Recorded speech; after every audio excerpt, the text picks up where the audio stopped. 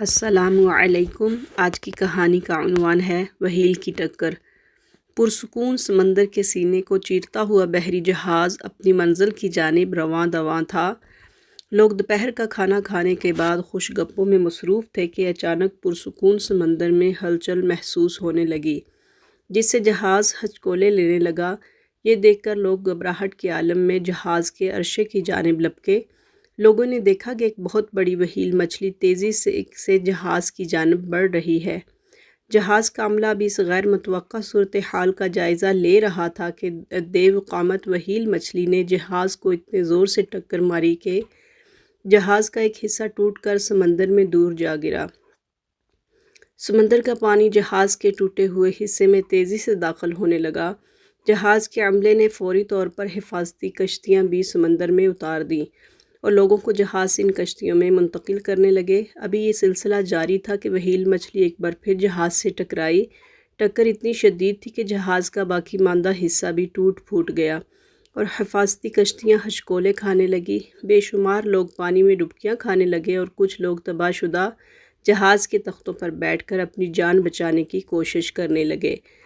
ان میں کپڑے کا بہت بڑا تاجر عبداللہ اور اس کا بیٹا عطا اللہ بھی شامل تھا۔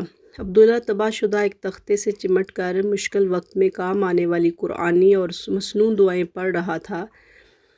کسی نے صحیح کہا ہے کہ مشکل میں جب کوئی اللہ تعالیٰ کو سچے دل سے پکارتا ہے تو اللہ اس کی پکار کو سنتا ہے، اس کی مدد کرتا ہے۔ عبداللہ کے ساتھ بھی یہی ہوا۔ سمندری ہوا سے لکڑی کا تختہ قریبی جزیرے کی طرف بڑھنے لگا۔ چند ہی منٹ میں عبداللہ ایک جزیرے کے کنارے پر پہنچ گیا، لیکن اس کے بیٹے عطا اللہ کا کچھ پتہ نہیں تھا کہ وہ کہاں ہے۔ عبداللہ نے ڈرتے ہوئے جزیرے پر قدم رکھا۔ جہاز کے حادثے اور لکڑی کے تختے پر گزرنے والے اذیت ناک لمحات نے عبداللہ کو نڈھال کر دیا تھا۔ اس نے دھوپ کی شدت سے بچنے کے لیے ایک سایہ دار درخت کے نیچے پناہ لے لی۔ درخت کی چھاؤں اور ساحل سمندر سے آنے والی ٹھنڈی ہوا سے عبداللہ کی آنکھیں بوجھل ہونے لگیں اور وہ جلد ہی نیند کی وادی میں کھو گیا۔ ابھی وہ گہری نیند سویا ہوا تھا کہ اچانک کسی نے اس کو کندھے سے پکڑ کر ہلایا۔ عبداللہ ہڑبڑا کر اٹھا تو اس نے دیکھا ایک آدمی غصے کے عالم میں اسے گھور رہا ہے۔ تم کون اور ہمارے جزیرے میں کیا لینے آئے ہو؟ جزیرے کے آدمی نے کھردرے لہجے میں پوچھا۔ میں مصیبت کا مارا ایک مسافر ہوں۔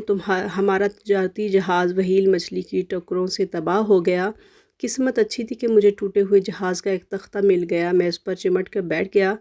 سمندری ہوا کا رخ اس جزیرے کی طرف تھا، اس لیے میں جزیرے کے کنارے پر پہنچ گیا۔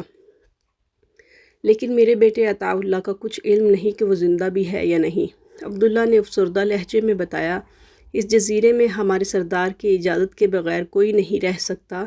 تمہیں میرے ساتھ سردار کے پاس جانا ہوگا، لیکن تم کیونکہ جہاز کے حادثے کی وجہ سے بری طرح تھکے ہوئے ہو، اس لیے آرام کر لو۔ تمہیں بھوک بھی لگی ہوگی، میں تمہارے لیے جنگلی پھلوں کا انتظام کرتا ہوں۔ جزیرے کے آدمی کی زبان سے نرم لہجے میں نکلنے والے ان الفاظ نے عبداللہ کے جسم و جان میں نئی روح پھونک دی۔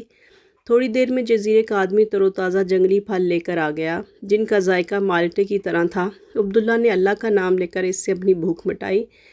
پھل کھانے سے نڈھال جسم میں توانائی آئی تو عبداللہ نے درخت کے تنے کا سہارا لے کر اٹھنا چاہا، لیکن کمزوری کی وجہ سے اس کے لیے کھڑا ہونا ممکن نہیں تھا۔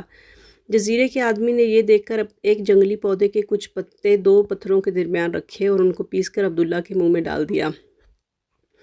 جنگلی پودے کے پتوں میں نہ جانے کیا تاثیر تھی کہ عبداللہ میں بہت جلد اتنی ہمت آ گئی کہ درخت کے سہارے کے بغیر اٹھ کر کھڑا ہو گیا۔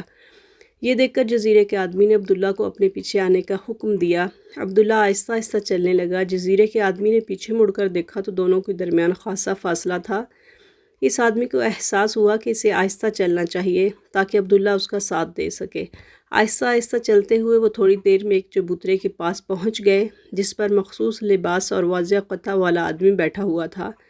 جزیرے کے آدمی نے اسے جھک کر سلام کیا اور عبداللہ کے متعلق بتایا۔ عبداللہ نے دیکھا کہ چبوترے کے ارد گرد جزیرے کے لوگ خاموشی سے بیٹھے ہوئے تھے اور اپنے سردار کی باتیں خاموشی سے سن رہے تھے۔ سردار نے عبداللہ کو تیکھی نظروں سے دیکھ کر کہا، ہمارے جزیرے کا ایک دستور ہے کہ یہاں کسی اجنبی کو ٹھہرنے کی اجازت نہیں۔